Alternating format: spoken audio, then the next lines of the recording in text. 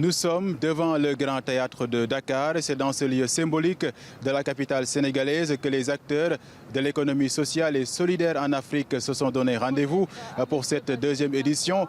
Une trentaine de pays, majoritairement africains, vont se pencher sur les enjeux autour du développement et de la transformation sociale sur le continent africain.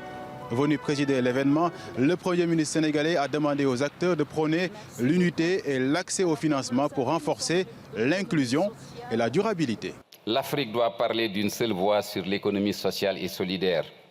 Nous devons en effet harmoniser nos politiques publiques, mutualiser nos expériences, promouvoir des référentiels communs et bâtir un véritable marché africain des initiatives solidaires. Notre continent ne doit plus seulement adapter des modèles venus d'ailleurs.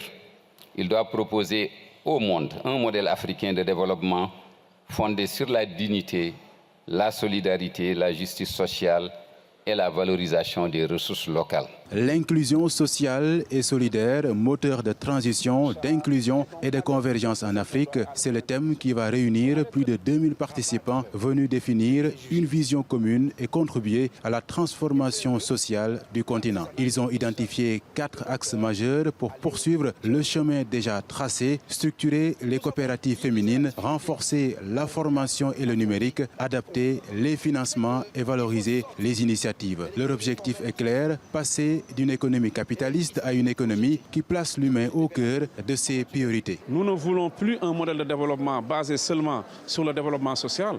Nous voulons un modèle de développement qui permet aux jeunes et aux femmes d'être dans les dispositions pour exploiter les ressources naturelles dont dispose le continent. Le deuxième enjeu, c'est comment positionner l'ESS comme levier de transition. Transition vers un autre système économique plus humain, plus inclusif et qui respecte notre environnement, mais également notre culture, mais surtout une transition vers un autre monde beaucoup plus juste. Aujourd'hui, le monde n'a pas de problème de richesse. Le monde a un problème de répartition équitable de richesse. Comment repositionner l'économie dans le système social pour que l'économie ne dirige pas le monde? Comment repositionner l'économie dans le système social pour que l'économie ne compromet pas notre démocratie? Et enfin, le troisième enjeu, c'est comment positionner l'économie sociale et solidaire comme levier de convergence. Cette édition de Dakar a aussi permis de faire le bilan de la première qui s'est tenue à Yaoundé en mai 2024. Pour l'occasion, le ministre camerounais de tutelle a passé le flambeau à son homologue sénégalais et a dressé le bilan de ses actions menées. Selon lui, plusieurs actions concrètes ont été menées depuis la création du forum. D'abord, que depuis Yaoundé, des avancées ont été enregistrées. Elles sont significatives. Le premier est que l'économie sociale et solidaire s'impose comme un champ d'action public reconnu et structuré dans plusieurs États africains.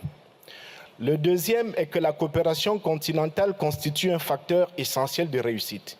Et les défis auxquels nous sommes confrontés sont largement partagés et appellent des réponses collectives.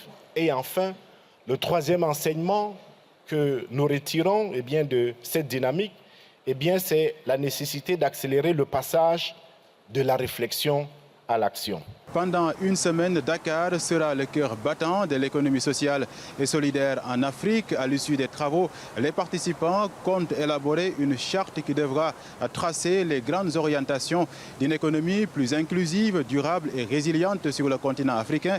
À cette occasion, un ouvrage rédigé par une trentaine d'experts africains sur le sujet a été présenté lors de la cérémonie officielle.